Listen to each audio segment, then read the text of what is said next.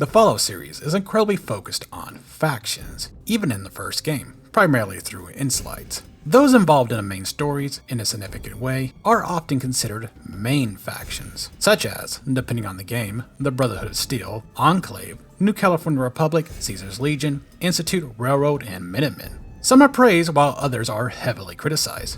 Why is that? What makes for a good main faction? Of course, this is all subjective. For instance, while many feel that the Institute is completely forgettable, others may be quite intrigued by them. That's because everyone has their own grading scales. In my personal view, there are three, let's say, loose criteria for a faction. The three are sensible goals, ability to accomplish said goals, and personality. Now, I want to emphasize, these are loose criteria because, depending on circumstances, aspects may outweigh these elements and allow a group that completely breaks them to shine rather brightly. That said, I feel in general, these do mostly ring true. And note, I'm not viewing faction as merely a group the player can join. They may be a designated villain faction or one that the player is forced to join over the course of the title. Let's begin.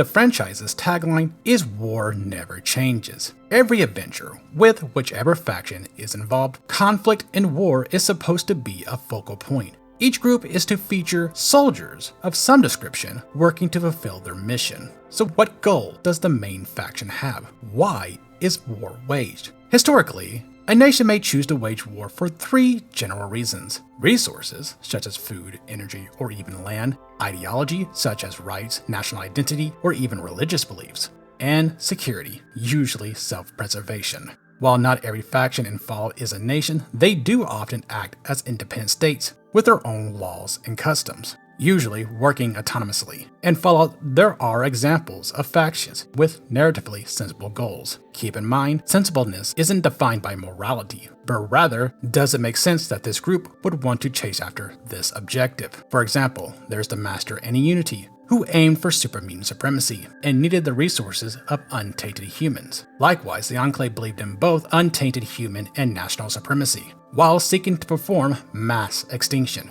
The NCR and the Legion were both more traditional nations who sought land, resources, power, and the desire to spread their visions of government. Goals that are sensible for a faction gives weight to the narrative, allowing a certain level of believability even in a sci-fi setting where some plans are incredibly grand in scope.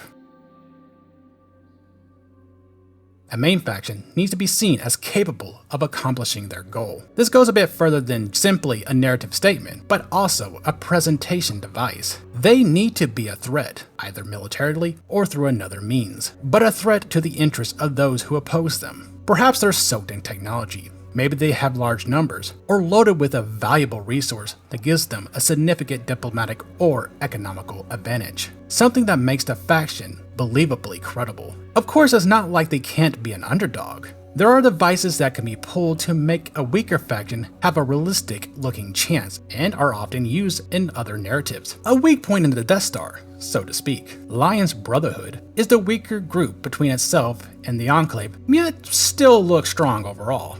However, the Enclave has been stated narratively to be so powerful in comparison, it becomes harder to see Lion's Hood as a threat. That is, until we get to their secret weapon, Liberty Prime, which balances it out somewhat, as does the Enclave's apparent incompetence during their interactions with the Lone Wanderer. Meanwhile, to give more credit to the Legion, the NCR was stretched thin, given low morale among its soldiers, and also made to look fairly incompetent despite its superior technology and resources. Underdog or not, a group has to be completely capable of fulfilling their task. Personality, or perhaps personification, a figurehead, a character, or perhaps a collection of characters that give a view of what the faction really is. It's more than just a name and a face though. There needs to be a wow factor attached to them. Whether that factor is awesome, funny, or maybe just memorable for its uniqueness. A point in the game where everybody can look back and remember that moment. That moment they set eyes on the horrific sight of the Master. That moment Sergeant Dornan yelled at them, or maybe that moment they witnessed the Legion at the end of a town slaughter. It perhaps could expand less literally. The Prydwen's arrival is a really cool moment that sticks to memory, especially aided by a booming voice across a loudspeaker announcing the arrival of the BOS. But most tend to be character-based. The moment where a personality shines can be a true defining timestamp for a player. When they think of the faction, they think of the character or event that may have led them to decide what their opinions are on them. These were 3 fairly loose elements that I feel helps a faction become a bit more interesting and thus more memorable. Now, as I said before, these are far from hard rules. You could probably find a group who has no true sensible motivation or goal, but is so unique in personality that they largely make up for it. And truthfully, you might find what I view as important as unneeded, or you may have other considerations. Perhaps what I have and more, or maybe a different set entirely. For me, this was a general criteria.